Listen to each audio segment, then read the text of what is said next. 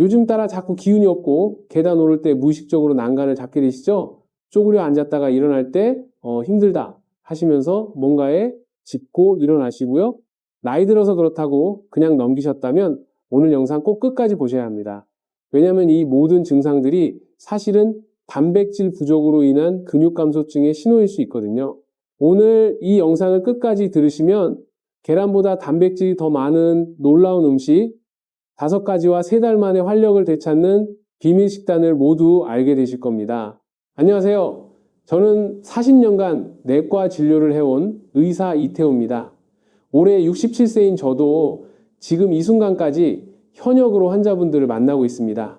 사실 제가 이 나이에도 건강하게 진료를 계속할 수 있는 이유가 있어요. 바로 오늘 여러분께 알려드릴 그 비밀 때문입니다. 많은 분들이 나이 들면 당연히 아픈 거라고 생각하시는데 저는 그렇지 않다고 확신해요. 지난 40년간 수많은 환자분들을 만나면서 깨달은 게 있어요. 똑같은 나이인데도 어떤 분은 80세가 넘어서도 정정하시고 어떤 분은 60대부터 이곳저곳 아프기 시작하세요. 그 차이가 뭘까요? 바로 오늘 말씀드릴 그것 때문입니다.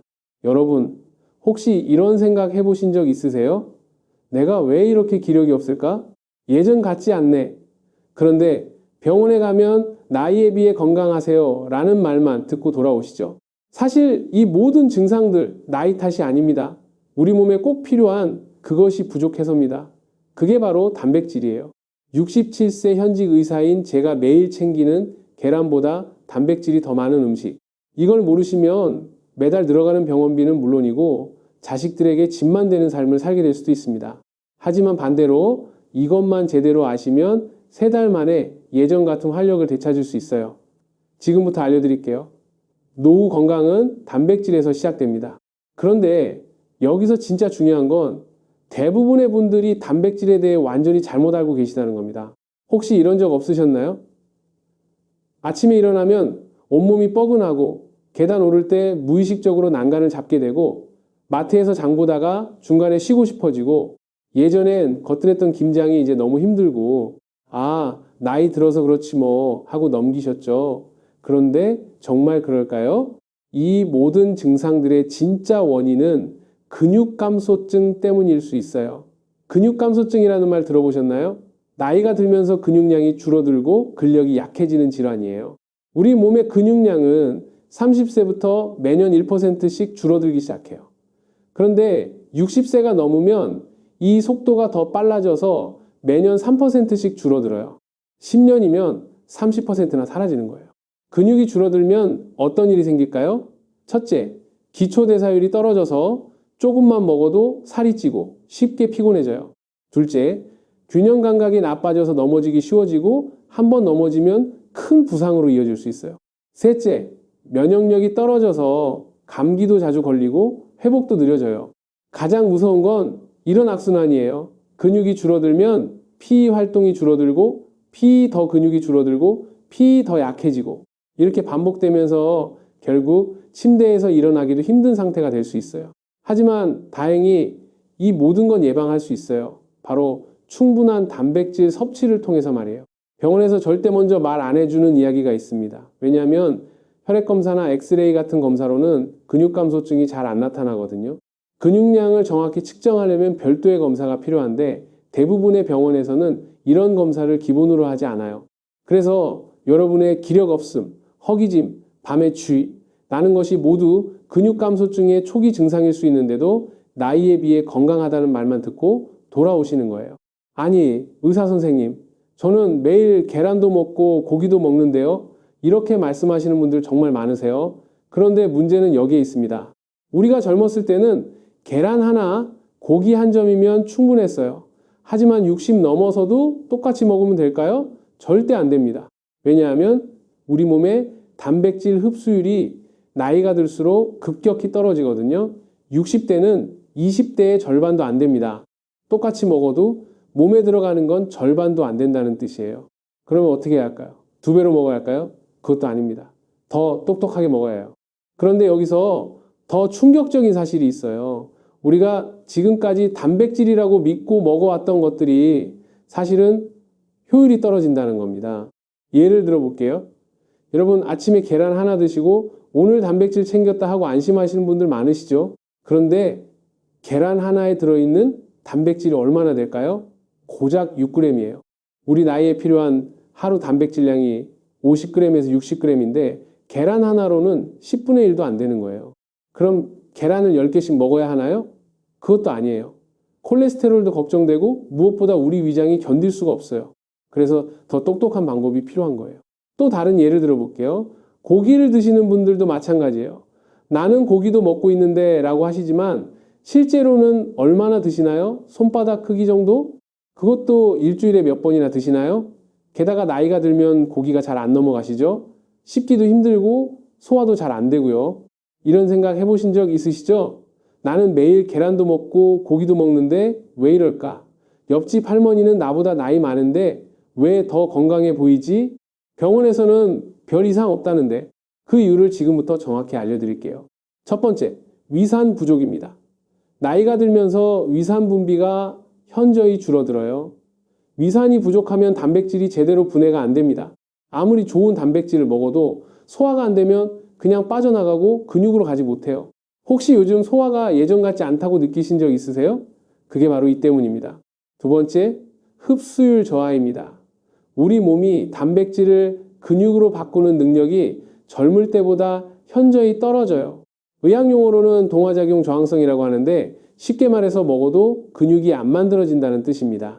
그래서 근육 감소증을 예방하려면 60세 이후에는 젊을 때보다 1.5배 이상의 단백질이 필요해요. 이게 많은 분들이 모르시는 중요한 사실이에요. 세 번째, 잘못된 식습관입니다. 아침 걸으시는 분들 많으시죠? 그리고 저녁에 몰아서 드시고 이렇게 하시면 근육 합성의 효과가 거의 제로예요. 우리 몸은 한 번에 흡수할 수 있는 단백질량의 한계가 있거든요. 한 끼에 20g에서 30g이 최대입니다. 그 이상 먹으면 그냥 배출되고 근육으로 가지 못해요. 특히 근육 감소증이 시작되면 이런 악순환이 반복돼요. 근육이 줄어들면 폐인지 기초대사율이 떨어지고 폐인지 식욕도 줄어들고 폐인지 더 적게 먹게 되고 폐인지 섭취는 더욱 부족해지고 폐인지 근육이 더 빨리 줄어들고 이런 식으로 말이에요. 하지만 이걸 아시면 완전히 달라집니다. 실제로 저희 병원에 오신 70대 박순덕 여성분 사례를 말씀드릴게요. 이분은 무릎이 아파서 손주 돌보기가 힘드셨어요. 계단 오르는 것도 힘들어 하시고 조금만 움직여도 숨이 차셨죠. 그런데 가장 속상했던 건 손주들이 할머니 같이 놀자고 할 때 할머니는 아파서 안 돼 라고 말해야 하는 거였대요. 그분이 식단을 바꾸신 후 어떻게 되셨을까요? 한 달 후에는 무릎 통증이 눈에 띄게 줄었고 2달 후에는 계단을 손잡이 없이도 오르셨어요. 3달 후에는 손주들과 공원에서 술래잡기까지 하고 계시더라고요. 심지어 이번 주말에는 가족들과 등산을 다녀오겠다고 하시더군요. 70대의 등산이에요. 그 비밀이 바로 오늘 알려드릴 5가지 음식인데 그 중에서도 가장 놀라운 건 여러분도 아시는 그 흔한 음식이었습니다. 첫 번째부터 깜짝 놀라실 겁니다. 황태 100g에 75g의 단백질이 들어있어요. 이게 뭔 소리냐고요? 계란 12개 분량입니다. 혹시 황태국 끓이실 때 국물만 드시고 건더기는 남기시는 분들 많으시죠? 아, 정말 아까운 일이에요. 그 건더기에 보물이 들어있는데 말이에요. 황태는 명태를 겨울 찬바람에 말린 건데 이 과정에서 단백질이 농축되면서 동시에 소화 흡수율도 좋아져요. 위가 약한 분들도 부담 없이 드실 수 있어요. 그리고 황태에는 메티오닌이라는 성분이 풍부한데 이게 간 건강을 도와줘요. 혹시 술 드시고 나서 속이 불편하신 적 있으시죠? 황태국이 숙취 해소에 좋다는 거는 다 이유가 있는 거예요. 내일 아침부터 당장 바꿀 수 있는 방법 알려드릴게요. 황태를 미지근한 물에 30분 정도 불리세요. 그 다음에 적당히 찢어서 미역이나 콩나물과 함께 끓이시면 돼요. 여기서 중요한 팁을 하나 더 드릴게요. 황태를 불릴 때 쌀뜨물을 사용하시면 더 좋아요. 쌀뜨물이 황태의 비린내를 없애주고 단백질 성분을 더 잘 우러나게 해줘요. 그리고 불린 황태는 먹기 좋게 작은 크기로 찢어주세요. 너무 크면 씹기 힘드시거든요. 황태국을 끓일 때는 무나 감자를 함께 넣으면 더 맛있어요. 특히 무는 황태의 단백질 흡수를 도와주는 효과도 있고요. 국물이 우러나면 황태 건더기는 건져서 따로 넣고 필요에 따라 간을 맞추세요. 중요한 건 국물보다 건더기를 챙겨 드시는 거예요. 단백질은 건더기에 있거든요. 많은 분들이 국물만 드시고 건더기는 버리시는데 그러면 정작 중요한 영양소를 놓치는 거예요. 하지만 이렇게 드시면 오히려 독이 됩니다. 나트륨 때문이에요. 국물을 너무 짜게 드시면 혈압이 안 좋아요. 그러니까 간은 최대한 싱겁게 하시고 건더기 위주로 드세요. 주 3회에서 4회 정도가 적당해요. 고혈압 있으신 분들은 특히 주의하시고요. 두 번째는 더 놀라운데 이건 여러분 냉장고에 항상 있는 그것입니다. 두부 한 모에 약 20g의 단백질이 들어있어요. 그런데 이게 얼마나 경제적인지 아세요? 한 달 먹어도 계란값보다 싸요. 냉장고에 항상 있는 그 두부가 이런 보물이었다니 놀랍지 않으세요? 사실 많은 분들이 두부를 그냥 밑반찬 정도로만 생각하시는데 이건 정말 훌륭한 단백질 공급원이에요. 두부를 고를 때도 팁이 있어요. 가능하면 국산 콩으로 만든 두부를 선택하세요. 그리고 포장을 뜯었을 때 물이 너무 많이 나오는 두부보다는 단단한 두부가 단백질 함량이 더 높아요. 포장지에 적힌 영양성분표를 한 번씩 확인해 보시는 것도 좋은 방법이에요. 두부의 또 다른 장점은 뼈 건강이에요. 무릎 아픈 분들 특히 주목하세요. 두부에는 이소플라본이라는 성분이 들어있는데 이게 갱년기 이후 뼈 건강에 도움이 돼요. 특히 여성분들에게는 더욱 중요한 영양소죠. 그리고 두부는 이미 분해된 상태라서 소화 효소가 부족한 우리 나이에도 쉽게 소화돼요. 고기는 씹기 힘들고 소화도 잘 안 되는데 두부는 부드러워서 이가 안 좋은 분들도 드시기 편해요. 아침, 점심, 저녁 다르게 먹는 법 알려드릴게요. 아침에는 두부찜, 점심에는 두부조림, 저녁에는 된장국에 넣어서 드세요. 간식으로는 따뜻한 순두부도 좋고요. 주의하실 점은 순두부보다는 단단한 모두부가 단백질 함량이 더 높다는 거예요. 순두부는 100g당 5g 정도인데 단단한 두부는 15g 이상 들어있어요. 그리고 두부는 차가운 성질이 있어서 몸이 찬 분들은 따뜻하게 조리해서 드시는 게 좋아요. 세 번째는 요즘 젊은 사람들도 찾는다는 그 작은 콩인데 병아리콩 이름만 들어도 귀엽죠? 그런데 효과는 무시무시해요. 삶은 병아리콩 100g에 약 20g의 단백질이 들어있고 식이섬유도 풍부해서 장 건강까지 챙길 수 있어요. 혹시 화장실 가기 힘드신 분들 계시죠? 2, 3일에 한 번꼴로 가시는 분들 병아리콩이 이 문제도 해결해줘요. 평소 변비로 고생하셨던 분들이 병아리콩을 드시기 시작한 후 놀라운 변화를 경험하셨다고 해요. 매일 편안하게 화장실을 가게 되면서 속도 훨씬 시원해지고 전체적으로 몸이 가벼워진다고 하시더라고요. 병아리콩은 일반 콩보다 단백질 함량이 높고 필수 아미노산이 골고루 들어있어서 완전 단백질에 가까워요. 특히 비타민 B9이 들어있는데 이게 단백질 대사를 도와서 흡수율을 높여줘요. 그런데 병아리콩에 또 다른 놀라운 점이 있어요. 혈당 조절에도 도움이 된다는 거예요. 혹시 식후에 졸음이 몰려오신 적 있으시죠? 특히 점심 드시고 나서 오후에 너무 피곤해지시는 분들 이게 혈당이 급격히 오르락내리락 하기 때문인데 병아리콩은 혈당을 천천히 올려서 안정적으로 유지해줘요. 한번 준비하면 한 달 든든한 보관법 알려드릴게요. 1kg 정도 구입해서 반나절 정도 물에 불리세요. 그 다음에 압력솥에서 20분 정도 삶으면 돼요. 삶은 후에는 한 컵씩 소분해서 냉동실에 보관해두고 필요할 때마다 꺼내서 쓰세요. 냉동 보관하면 3개월까지도 신선하게 드실 수 있어요. 믹서에 갈아서 죽으로 만들면 소화가 힘든 분들도 쉽게 드실 수 있어요. 밥 지을 때 넣어도 되고 샐러드에 뿌려 먹어도 되고 콩자반처럼 만들어 반찬으로 먹어도 돼요. 특히 병아리 콩죽은 정말 고소하고 든든해요.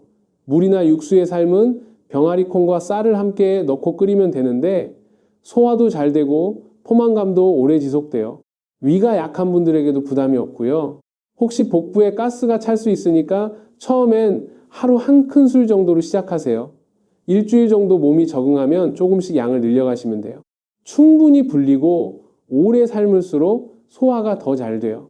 네 번째는 여러분이 매일 드시는 그건데 이게 이렇게 대단한 줄 몰랐을 거예요. 나물 무칠 때 넣는 그 들깨가 단백질 함량이 20%를 넘어요. 들깨 한 큰술에 약 3g의 단백질이 들어있고 오메가3 지방산까지 풍부해요. 혹시 콜레스테롤 걱정 많으시죠? 들깨가 바로 혈관 청소부예요. 들깨에 들어있는 알파리놀렌산이 체내에서 EPA와 DHA로 바뀌면서 혈관 건강을 도와줘요. 그리고 깜빡깜빡하는 것도 도움된다고 하네요. 뇌 건강에도 좋다는 뜻이에요. 들깨, 미역국, 나물무침, 선식 등에 활용해 보세요. 볶은 들깨를 가루로 만들어서 요리에 뿌려 먹으면 고소한 맛과 영양을 한 번에 잡을 수 있어요. 특히 들깨가루를 나물에 묻히면 나물 특유의 비린맛이 사라지고 고소한 맛이 일품이에요. 시금치 나물, 콩나물 무침에 들깨가루 넣으면 손주들도 좋아해요. 하지만 많이 먹으면 오히려 안 좋아요. 들깨는 칼로리가 높아서 하루 한 스푼에서 두 스푼이 적당해요. 들깨 100g에는 550 칼로리 정도가 들어있거든요. 그리고 들깨는 쉽게 상하니까 볶은 후 밀폐 용기에 담아서 서늘한 곳에 보관하시고 가능하면 한 달 이내에 드세요. 그런데 여기서 또 하나 말씀드릴 게 있어요. 들깨를 드실 때 주의하실 점이 있는데 들깨는 혈액 응고를 늦추는 성질이 있어요. 그래서 혈압약이나 혈액순환 개선제를 드시는 분들은 의사와 상담 후에 드시는 게 좋아요. 그리고 들깨는 신선할 때 드시는 게 가장 좋아요. 볶은 들깨가 쓴맛이 난다면 산패된 것일 수 있으니까 드시지 마세요. 신선한 들깨는 고소하고 달콤한 맛이 나거든요. 들깨차로 드시는 것도 좋은 방법이에요. 볶은 들깨 한 큰술을 뜨거운 물에 우려서 차로 마시면 고소한 맛도 즐기고 영양도 챙길 수 있어요. 특히 식후에 마시면 소화에도 도움이 되고요. 마지막 5번째가 가장 중요한데 이건 정말 의외실 거예요. 시금치와 버섯이요. 채소인데 단백질이 이렇게 많다고요? 시금치 3컵에 단백질이 2g, 버섯 100g에 3g이 들어있어요. 그런데 칼로리는 어떨까요? 시금치 3컵은 20칼로리, 버섯 100g도 20칼로리밖에 안 돼요. 많이 먹어도 살 안 찌는 이유가 바로 이거예요. 시금치에는 칼슘과 철분도 많이 들어있고 비타민 K, A, C, 그리고 엽산, 마그네슘 등 영양소가 정말 다양해요. 버섯은 산에서 나는 고기라고 하죠. 단백질 함량이 달걀의 절반 정도지만 칼로리는 계란의 4분의 1밖에 안 돼요. 반찬으로 매일 먹는 그 의미가 이제 다르게 느껴지죠? 시금치나물 버섯볶음 이런 게 다 단백질 보충이었던 거예요. 혹시 시금치 드실 때 떫은 맛 때문에 어려워하시는 분들 계시죠? 시금치의 떫은 맛은 수산이라는 성분 때문인데 끓는 물에 살짝 데치면 대부분 제거돼요. 그리고 참기름이나 들기름을 넣고 무치면 떫은 맛이 더욱 줄어들어요. 시금치는 계절마다 맛이 달라요. 봄 시금치는 부드럽고 단맛이 나고 겨울 시금치는 잎이 두껍고 영양소가 더 풍부해요. 어떤 시금치든 드시면 좋지만 가능하면 제철 시금치를 드시는 게 맛도 좋고 영양도 더 풍부해요. 버섯도 종류에 따라 영양소가 조금씩 달라요. 느타리 버섯은 단백질이 특히 많고 팽이버섯은 식이섬유가 풍부해요. 표고버섯은 면역력을 높이는 성분이 들어있고요. 어떤 버섯이든 드시면 좋으니까 기호에 맞춰서 선택하세요. 버섯을 보관할 때는 냉장고에 넣어두시되 비닐봉지보다는 종이봉투에 넣어서 보관하세요. 습기가 차면 금방 상하거든요. 그리고 버섯은 씻지 말고 키친타월로 살짝 닦아서 사용하는 게 좋아요. 자, 이제 5가지를 다 말씀드렸는데 여기서 진짜 중요한 이야기가 남았습니다. 아무리 좋은 단백질을 알아도 어떻게 먹느냐에 따라 효과가 완전히 달라져요. 이런 고민하고 계시죠? 다 좋은 건 알겠는데 매일 어떻게 챙겨 먹지? 언제 먹어야 가장 효과적일까? 다른 음식과 같이 먹으면 안 되는 건 없나? 지금부터 그 모든 궁금증을 해결해 드릴게요. 첫 번째, 타이밍의 과학입니다. 아침, 점심, 저녁으로 나누어서 드세요. 한 끼에 20g에서 30g씩 드시는 게 가장 효과적이에요. 특히 아침 식사에서의 단백질이 중요해요. 밤새 공복 상태였던 몸에 아침에 단백질을 공급해주면 하루 종일 근육 합성이 활발해집니다. 두 번째, 조합의 마법입니다. 이것들과 함께 먹으면 흡수율이 2배가 돼요. 비타민 B군이 풍부한 음식과 함께 드세요. 달걀 노른자, 시금치, 브로콜리, 현미, 통밀 같은 것들이요. 이들이 단백질이 근육으로 바뀌는 과정을 도와줘요. 건강한 지방도 중요해요. 들기름이나 참기름 같은 건강한 지방은 단백질 소화 흡수를 돕고 세포막을 튼튼하게 만들어서 영양소가 잘 전달되도록 해줘요. 발효식품도 함께 드세요. 된장국, 청국장, 김치 같은 발효식품과 함께 먹으면 장 건강과 단백질 흡수율을 동시에 높일 수 있어요. 세 번째, 피해야 할 조합이 있어요. 이렇게 먹으면 효과가 제로가 돼요. 커피나 녹차를 단백질 식사와 함께 드시면 안 돼요. 카페인이 단백질 흡수를 방해해요. 최소 1시간은 간격을 두세요. 또 하나 주의하실 점은 알코올이에요. 술을 드시면 단백질 합성이 현저히 떨어져요. 특히 우리 나이에는 알코올 분해 능력도 떨어지니까 가능하면 금주하시거나 정 드셔야 한다면 단백질 식사와는 최소 서너 시간 간격을 두세요. 그리고 너무 짠 음식도 피하세요. 나트륨이 많으면 신장에 부담을 주고 결과적으로 단백질 대사에도 악영향을 줄 수 있어요. 특히 라면이나 인스턴트 음식은 나트륨이 너무 많으니까 자주 드시지 마세요. 현실적이고 경제적인 식단 제안해 드릴게요. 특별한 거 없이도 충분히 가능해요. 아침에는 황태 미역국과 두부조림 그리고 병아리콩을 곁들여 드세요. 황태 미역국 한 그릇에서 약 15g, 두부조림에서 10g, 병아리콩 한 큰술에서 3g 정도로 총 28g의 단백질을 드실 수 있어요. 점심으로는 들깨나물과 현미밥, 된장국을 드세요. 들깨가루 2스푼에서 6g, 현미밥에서 5g, 된장국에서 3g 정도로 총 14g이에요. 저녁에는 계란찜과 채소나물, 보리밥으로 마무리하세요. 계란찜 2개 분량에서 12g, 보리밥에서 4g, 나물류에서 2g 정도로 총 18g입니다. 간식으로는 병아리콩이나 두유를 챙기세요. 병아리콩 한 줌에서 8g, 두유 한 컵에서 7g 정도의 단백질을 추가로 드실 수 있어요. 이렇게 하면 하루 총 60g에서 70g의 단백질을 골고루 드실 수 있어요. 이는 70대 성인에게 권장되는 단백질 섭취량을 충분히 만족시키는 양입니다. 여기서 중요한 건 단백질을 한 번에 몰아서 드시면 안 된다는 거예요. 우리 몸은 한 번에 처리할 수 있는 단백질량의 한계가 있거든요. 그래서 아침, 점심, 저녁으로 나누어서 드시는 게 훨씬 효율적이에요. 또 하나 말씀드리고 싶은 건 이 식단이 생각보다 어렵지 않다는 거예요. 특별한 재료를 사거나 복잡한 요리를 할 필요가 없어요. 그냥 평소에 드시던 음식들을 조금만 바꾸면 되거든요. 예를 들어 평소에 미역국 끓이실 때 황태만 추가하시면 되고 반찬으로 나물 하나 더 올리시고 두부 요리 하나만 추가하시면 돼요. 이렇게 간단한 변화만으로도 단백질 섭취량이 2배 이상 늘어나요. 한 달 식비도 크게 늘지 않아요. 황태, 두부, 병아리콩, 들깨, 시금치, 버섯 다 우리가 평소에 먹던 것들이잖아요. 오히려 외식이나 간식을 줄이게 되니까 전체 식비는 비슷하거나 더 줄어들 수도 있어요. 첫 주에는 이것 하나만 바꿔보세요. 아침에 황태국 끓여서 건더기까지 드시는 거예요.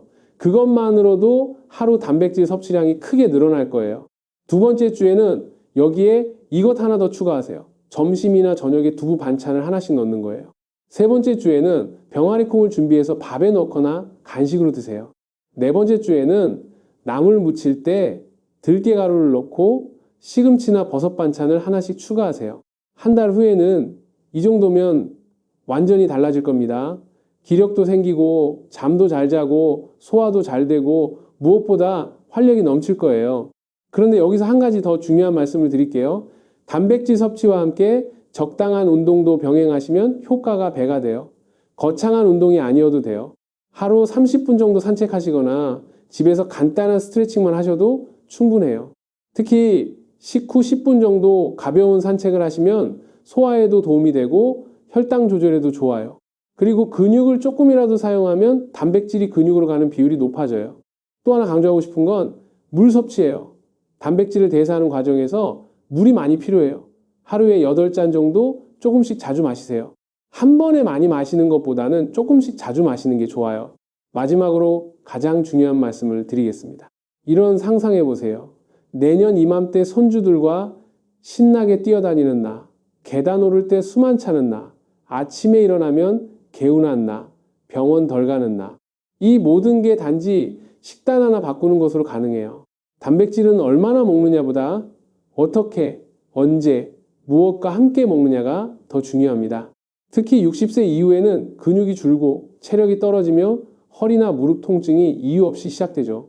그 원인을 나이로만 돌리지 마세요.